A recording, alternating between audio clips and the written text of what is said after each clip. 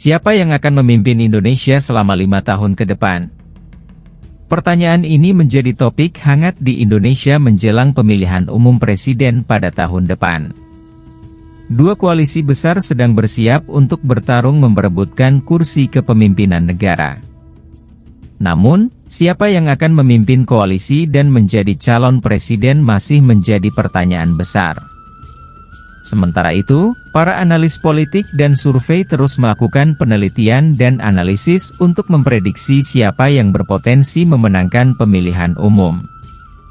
Bagaimana dinamika politik di Indonesia dalam persiapan pemilihan umum mendatang?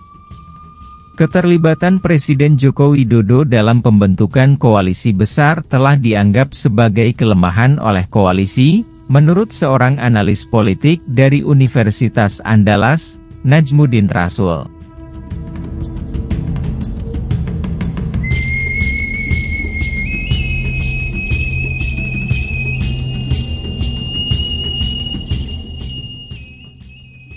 Najmuddin berpendapat bahwa pemilih muda antara usia 17-40 tahun, yang merupakan 50% dari pemilih, lebih memilih kandidat atau koalisi tanpa keterlibatan dari petahana.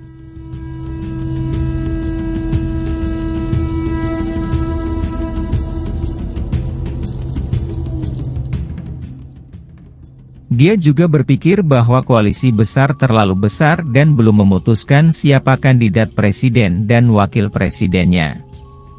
Najmuddin percaya bahwa keterlibatan Jokowi, yang telah berkuasa selama 9 tahun, juga merupakan kelemahan untuk koalisi karena banyak pemilih muda yang sudah kecewa dengan pemerintahannya. Selain itu, dia berpikir bahwa koalisi besar akan kesulitan meyakinkan Partai Demokrasi Indonesia Perjuangan, PDIP, untuk bergabung karena PDIP memiliki posisi tawar yang kuat dibandingkan dengan partai lain dalam koalisi. Namun, Aditya Perdana, Direktur Eksekutif Algoritma, berpendapat bahwa koalisi besar diperlukan untuk memastikan bahwa kandidat presiden dan wakil presiden dapat melanjutkan agenda pembangunan Jokowi dan memiliki peluang menang yang tinggi dalam pemilu.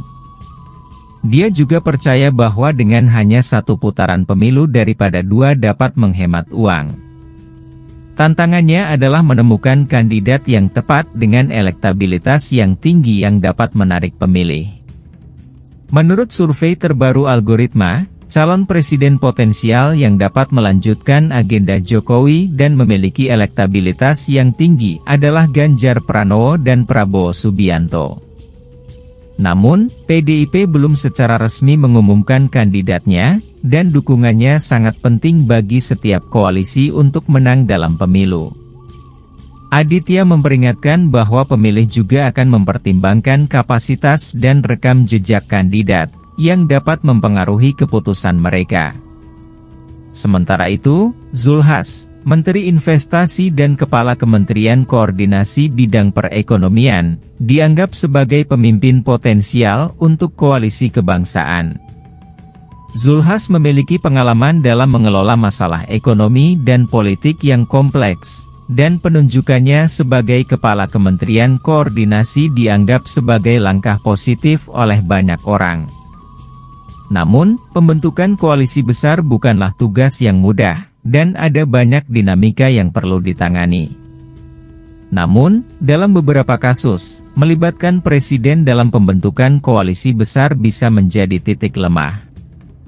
Seperti yang dikatakan oleh pengamat politik dari Universitas Andalas, Najmuddin Rasul, keterlibatan Presiden Jokowi dalam pembentukan koalisi besar menjadi titik lemah bagi koalisi tersebut.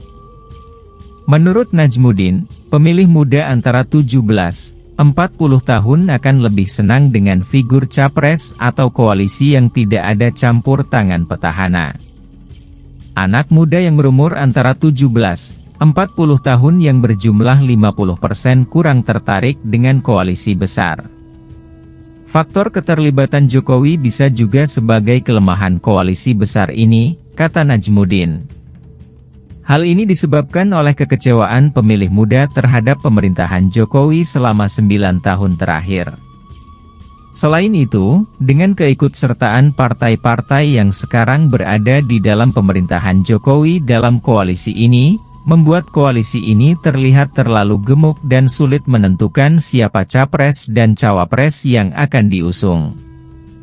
Figur Prabowo yang sebelumnya dianggap memiliki peluang besar dinilai Najmuddin sudah tidak menarik lagi bagi pemilih muda sejak mantan Danjen Kopassus itu menjadi bagian dari pemerintahan Jokowi.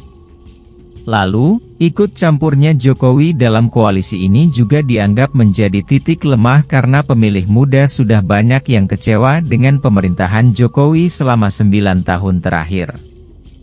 Najmuddin juga menambahkan bahwa koalisi besar ini akan sulit mengajak PDIP untuk bergabung. Hal ini disebabkan oleh fakta bahwa PDIP masih memiliki bargaining yang tinggi dibandingkan dengan partai-partai koalisi besar tersebut. PDIP memiliki bargaining politik yang kuat. Ini tentu PDIP tidak bisa diatur dan dijinakkan oleh Prabowo, ujar Najmuddin. Namun, Direktur Eksekutif Algoritma, Aditya Perdana, mengatakan bahwa kebutuhan koalisi besar ingin dilakukan atas dasar beberapa pertimbangan. Pertama, perlunya capres dan cawapres yang dapat melanjutkan agenda pembangunan Jokowi. Kedua, adanya kebutuhan untuk dapat memenangkan Pilpres dengan peluang besar yang ditopang dengan elektabilitas dari capres-cawapres yang tinggi. Sehingga, ada peluang agar pelaksanaan Pilpres hanya dilakukan satu ronde saja. Argumentasinya tentu terkait efisiensi anggaran pemilu. Namun, faktor capres dan cawapres dalam penentuan koalisi besar sangat penting. Tidak mudah mencocokkan capres dan cawapres dengan peluang keterpilihan yang baik berdasarkan banyak survei.